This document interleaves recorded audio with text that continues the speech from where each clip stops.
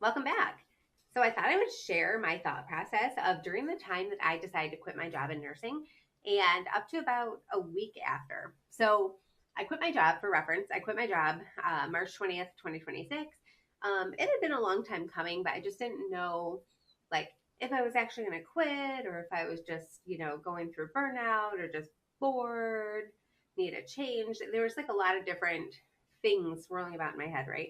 And then when I finally came to the conclusion that, wow, I actually fully realized like I cannot do this anymore. I cannot make myself work this schedule and work these hours where I'm like essentially miserable, where I want to go home. I want to be with my family in the evenings. I want to do things together. I don't want to be here for 12 hours or, 10 hours at a time. I don't want to be on call at night. That's so dumb. Like I have a life outside of work. I don't want to be on call at all. No, thank you. But there's so many factors that went into this, right? And so many ideas and thoughts that ran through my head. So in the second weekend of January in 2026 this year, so I went to this personal development retreat, and it's actually more of like a spiritual retreat with Allie Ninfo. You can find her on Instagram, Alexandra Ninfo. She's actually a medium and a spiritual. I call her like a spiritual teacher. She teaches a lot about like intuition, inner wisdom, inner knowing, a lot of like neuroscience and personal development type of things as well. She's like a huge like neuroscience type of nerd, and I love it, right? Um, and after that retreat, like shortly after I got back, I felt like I had so many breakthroughs so fast that I was literally not the same person who went to that retreat and then came back to Michigan. It's kind of crazy when like, you're someone like me, like I've been studying like spirituality, manifestation, neuroscience for years and years and years. Like this is going on like what 9 years now, I think. Um, you don't feel like the same person. You feel like you've really outgrown your own routine. You've outgrown this old job. You've outgrown friendships, relationships, living arrangements, all kinds of things, right? Habits, whatever. But it's good. Like one of the things that went through my head is that, wow, change is really, really good. And it's good that I am changing my mind and, you know, and it's good that things are coming to a head. Like this job has become intolerable to the point that I really truly need a change. I need something more exciting to me. And even though I didn't know what that was yet, I made the decision that I was quitting my job. I had to figure out a few things like logistic wise, because you don't just like walk out of your workplace at random. Most people don't do that. So I had a few things to figure out. I had to do the math, like financially. Is this reasonable? Is it feasible? Like, how long can I afford to not work? How long, or, before I would have to find another job? Like, what is it that I could do after this that can generate income? What do I feel good about, feel passionate about? I had a lot of things to think about, right? In the back of my mind, however, was my ego full of fear of change. And that is what the ego does. The ego does not like change. It doesn't like us to change anything in our lives. It wants everything to stay the same from day to day to day to protect us. And the ego is trying to protect us from emotions. And the problem is that emotions are good. I call it energy in motion. It's good. Emotions are showing us where we're at in life and what we can change or do differently, or what we can look at differently, perspectives that we can shift. It's a good thing. But this fear, it sat there, and I didn't give it a lot of attention. You never want to focus your energy and attention on something that you don't want, right? Because then you just create more of it. That's like a neuroscience hack here. So what I did, instead of fear, I said, okay, maybe this is fear, but maybe it's actually excitement for what's to come.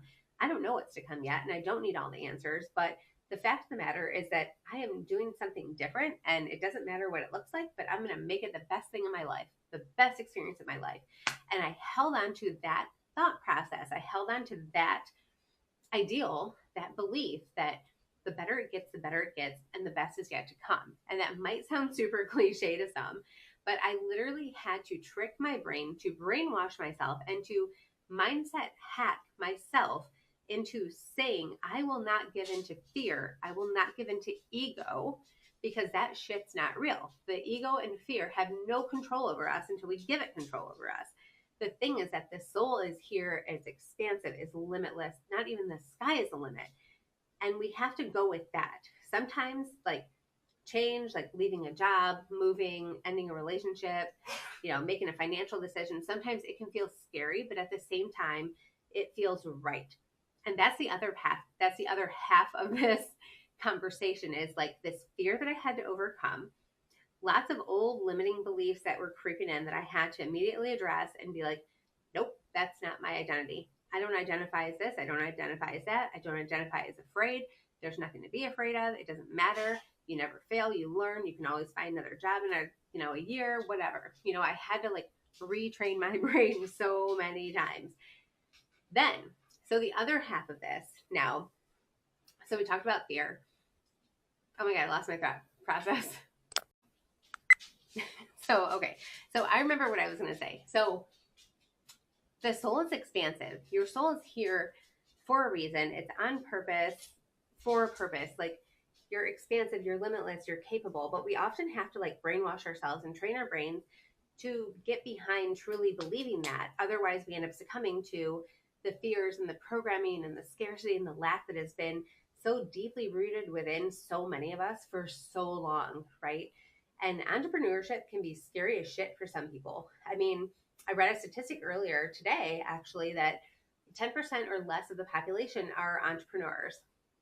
I'm just like, oh God, what a statistic to be. That's great. Let me just add this to my list of, weird shit I do, Anywho, we are expansive, we are capable, we are limitless. And I had to remind myself of that my soul did not incarnate here to work long hours, work a shift I don't like, and be away from my family doing work that I wasn't super duper passionate about. I knew that I wanted more for myself. And the thing is that if you feel like you want more for yourself, that is completely, completely amazing. And then it's something to explore for yourself, right? Instead of denying yourself and making up all kinds of excuses and limiting beliefs for yourself, go explore that. What does that mean to you? What makes you happy and what is fulfilling to you? And even if you don't earn like a full-time income off of it, it's still something that you can do that you enjoy. Not everything that we do has to be like income generating, whatever. So anywho, back on the topic of being more expansive. So I felt the fear, but the duality of it all was that it felt like the most right decision of my entire freaking life. When I tell you that threw my ass off when I realized that this feels like the most aligned, most guided, most perfect right decision of my entire life. And logistically, it makes no sense to walk away from a long time, 16-year career as an RN, making well over six figures between my job and my other business ventures. It made no sense. Like, let that marinate for a second. So this is where intuition comes in. Your intuition is like your inner guide. It's like your hotline to source, God, universe, whatever you want to call it. And it felt so right. It felt no different than walking out the front door to go to work. It felt so right that it almost kind of scared me. It's like, whoa, I feel this slight fear. So maybe like, I would say like 99% it felt right. 1% was fear, which I was dealing with that and addressing in the moment. And like, when I would have those thoughts come up, like, oh my gosh, so you're quitting your job. What if like an unexpected bill comes up, or what if you have to buy a new refrigerator next week? Like, now what? So I would call those thoughts out in the moment by doing one of my favorite hacks for that. And that would be like, wow, that's a funny thought. I don't really believe in that. So that's got to go. Bye. And then that was the end of that. So it felt right. It felt expanded. It felt good. Now, is this the right career path, or is this the right path for everybody? No. I know that there's a lot of people out there who don't want to have a job. They don't want to work full time. They don't want to feel like their life is wasted away at working at an unfulfilling, meaningless job for 40 plus hours a week. And I get it. I completely do not blame them at all. I also feel like there's a lot of the population that is not living up to their potential, that's denying themselves the possibility that they can actually do more of what they love. And maybe that looks like finding micro moments in your day, like maybe finding like 5 minutes for a morning walk in the sunshine before going to your job, or maybe going outside in your lunch break and touching grass and grounding into the earth's energy and relaxing your body. It doesn't always have to be like super drastic, like I'm quitting my job, done, bye.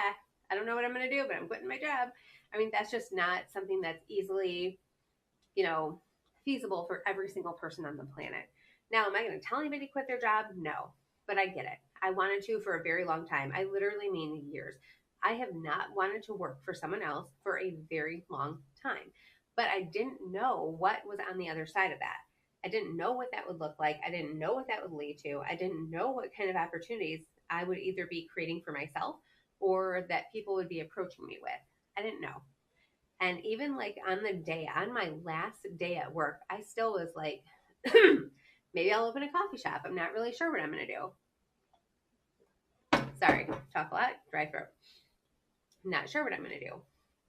And then like, about a month later, I'm like, oh my God, the place, like the most gorgeous location. I really like it in there. It's really pretty. It's got a lot of potential. I have lots of ideas, blah, blah, blah, blah. I'm like, all that. And like one thing led to another. And I literally went and signed a lease, got the keys, and started looking into how I was going to figure it out. And that's, that's a long story. That's a topic for another video. We will come back to that. But thank you for watching. Let me know what questions or comments you have, and I would love to hear from you.